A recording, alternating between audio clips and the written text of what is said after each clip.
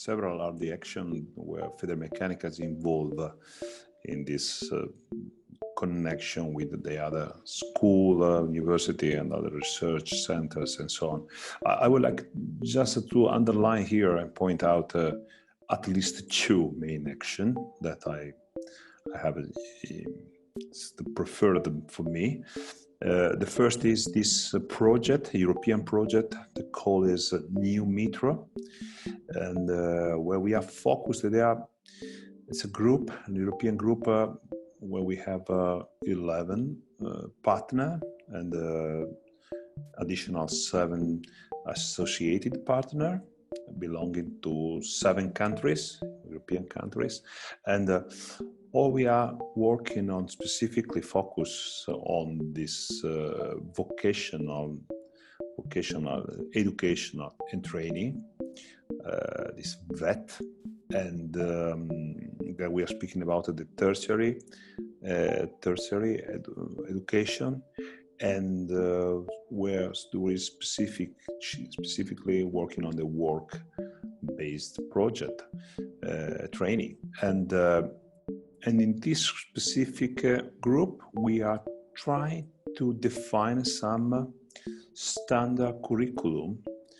And at the moment, we already define something like 17 curriculum that their idea is to reach the results, to have a standard to be recognized, mutually recognized by the countries. And I think that's all every people can be to see their curricula recognized for even the other countries. And that is the first. The second is another project that we are working in Italy with together with the National Chamber of Commerce, and here we are working specifically again on the competencies, and the idea is to find a way to certify the competencies, because it's really important that at the end of a path, and again we are speaking about a path with this work-based learning, and but at the end to have a tool that is able to share the same evaluation and the same, so to certify the results in terms of competencies reached by the students in a way where even the companies, they can assess and they can accept an assessment made in this way.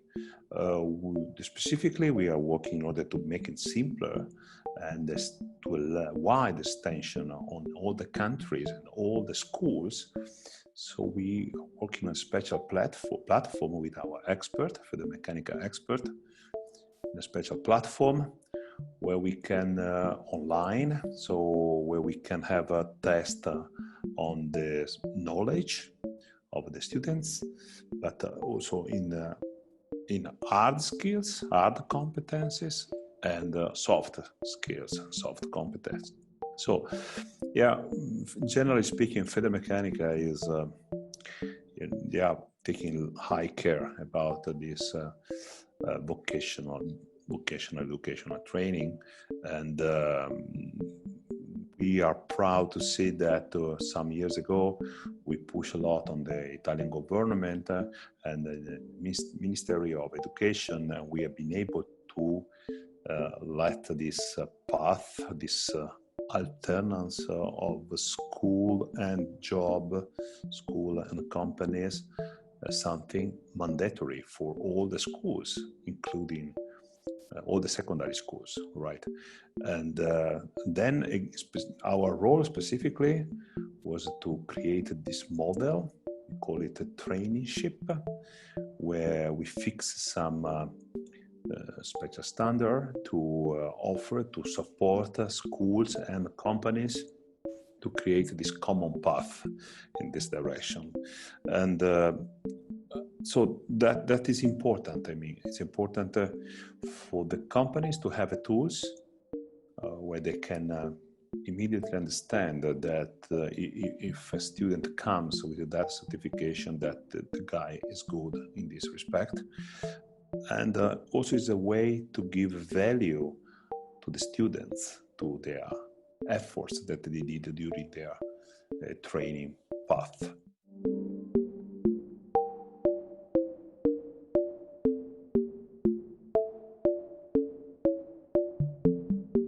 Okay, in order to answer to this question, I mean, we should start first of all from the school, right?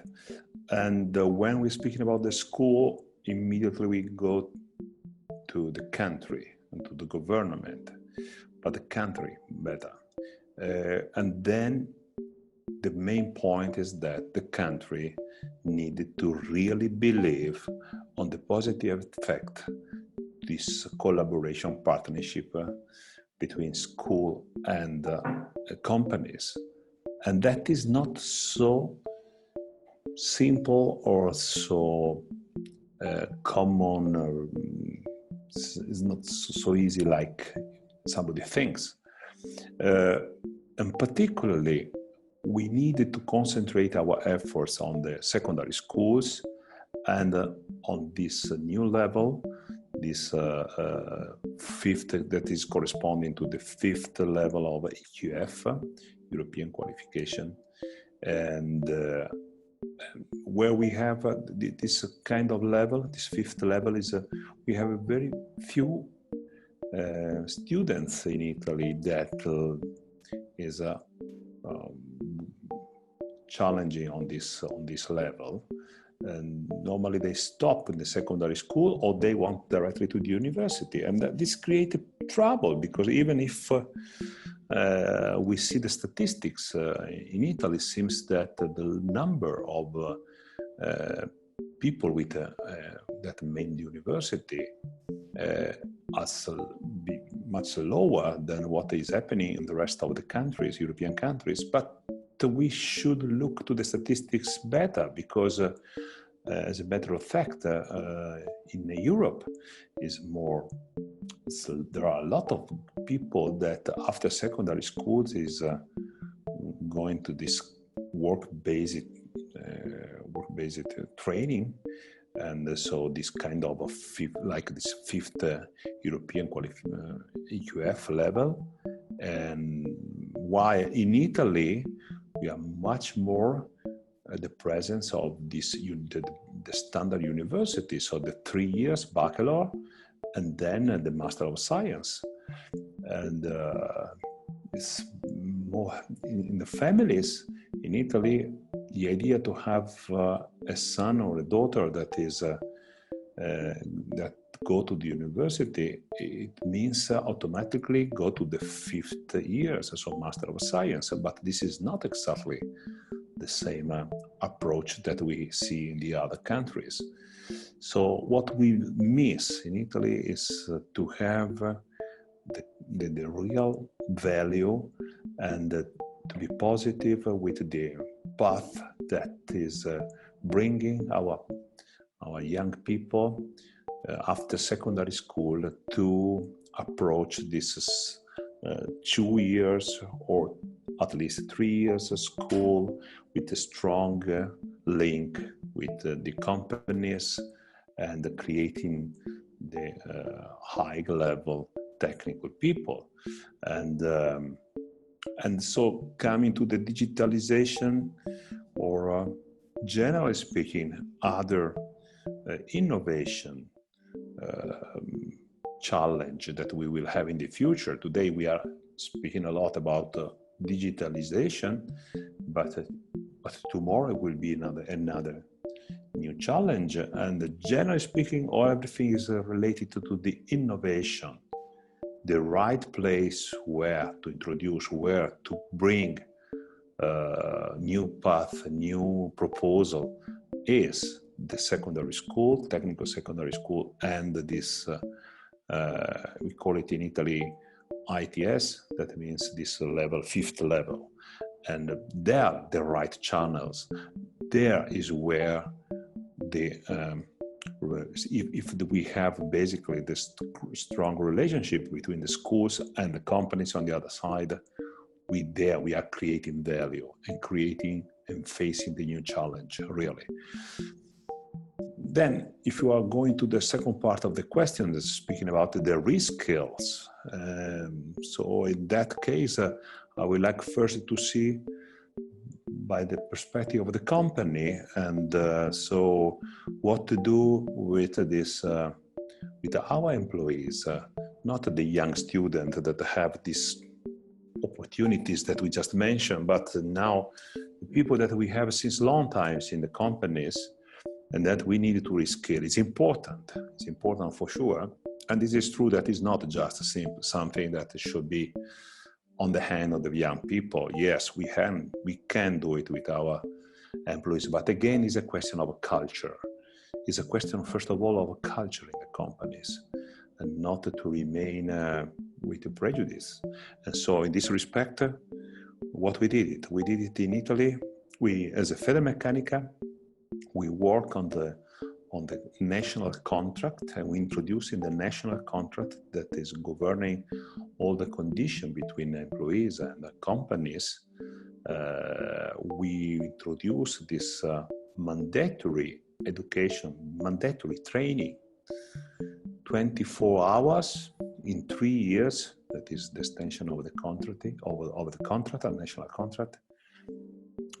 24 mandatory hours that the company should offer to the employees.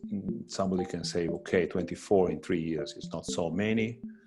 Yeah, maybe it is true, but don't forget, depends on the level of the qualification. It's much easier to have a higher number of hours of training with high school educated people, or higher role. But when you have very basic manual workers, became not so easy. Please consider 24 hours, but more than, in addition to the mandatory training related to safety or other mandatory training that is due to the companies. So 24 hours maybe is not so many, but it is the way to create in all the companies in Italy the culture, as I told you before, the culture of the continuous training for all our employees. Once again, maybe somebody can say, oh, where is the news? I say, it's not so automatical, yeah? And okay, if this is the right way, so what we can ask to the country? We can ask that that they understand that we need a national management, somebody that at the national level address such policies, such visions, such rules in the national contract.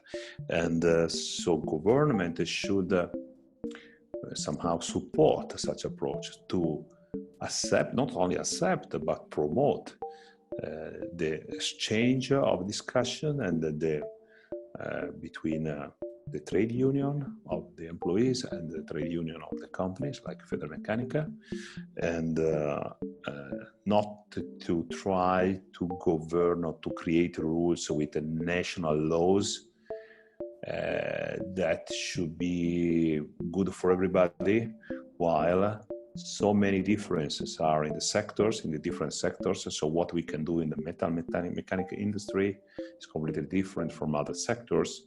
And so the flexibility that can be reached with the approach at the national level, with federation like Federmeccanica that is working with the employees, with the trade union of employees on the national contract, it is the only way.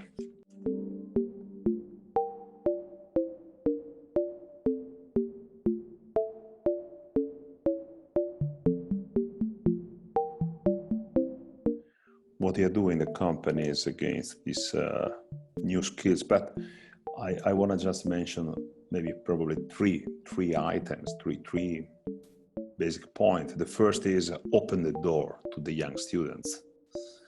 young students are. So again, the opportunity could come from this path, this tertiary education that we just mentioned before, to having and to welcome this student in the companies, working with their training education is important, and that is the first. The second is, to more and more work on the team working. So having the chance for them to stay together, to understand what does it means to have a relationship with colleagues, not just on the school desk. And the third, basically, challenge for the company is knowledge management. More and more important. It's no more the time that the good idea or the experience remain on the head of some old guys, very expert. We need to create the ways, and in this respect, some investment is needed for sure, some tools. But today, the technologies are really easier to than in the past, for everybody. That is the point. So I mean, the classic separation between blue collars and the white collar is less and less real in the contract in the companies. We can see really people in the production going to the gemba, like the Japanese like to say, and working with the iPad, with the new augmented reality, and to having the chance to discuss with maybe colleagues on the other side of the world, and with no new using this new technology. Knowledge management, how to catch it, how to create it, and to having available in the moment when you need, and so easier to catch when you need, not just simply in a place with a lot of information, but with the trouble, the bigger difficulties to approach them, to get it when you need it. So that is the real challenge today.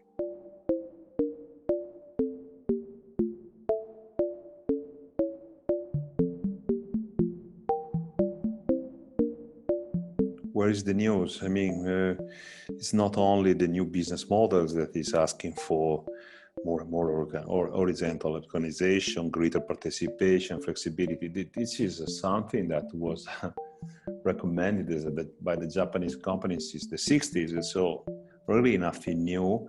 But yeah, more and more it became as a real conditions. Yeah, the companies that are not able to introduce it in their departments remain a step behind. And so where we can start? But I think we need to start to change in the mind of the responsibles, our responsibles. They are the key people. They have to be able to speak with their employees, with their group. They are being able to communicate, to involve them, to let them become leaders of some groups and delegate. So having no reason, no trouble to ask to somebody to work and to see to the results. Such approach again is not so common, and specifically in the metal-mechanic industries, not so common. And the capacity of collecting information from our people, to listening, real listening to them. That is, somebody can say they are wasting time.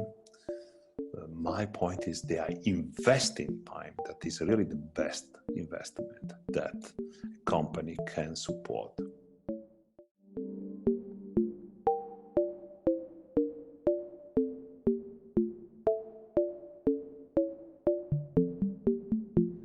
If the question is related to this big trouble we have all around the world with this coronavirus, yeah, they are force us for sure to change something in our work organization, and for sure for the sanitary point of view first of all. But okay, if I want to just mention one in the apart the sanitary change that the work organization that changed because of sanitary reasons. Okay, if I have to see the other ones, I mean, the first that I have in mind is smart working. Smart working now is the new challenge. How we can manage with them now? Because, you know, in the past, so before coronavirus, really few companies introduce and are having in place rules on or offer or proposal for their employees to have a real smart working option, and particularly in our metalmechanic industries, and at least in Italy, if you want. And then we have been forced. A lot of our companies have been forced to approach smart working. Even in this respect, the Italian government supported, creating and relaxing a lot of constraints in giving the chance to the companies to start from the day to the other with this opportunity, with this new organization. And for a lot of companies, that really the only way to guarantee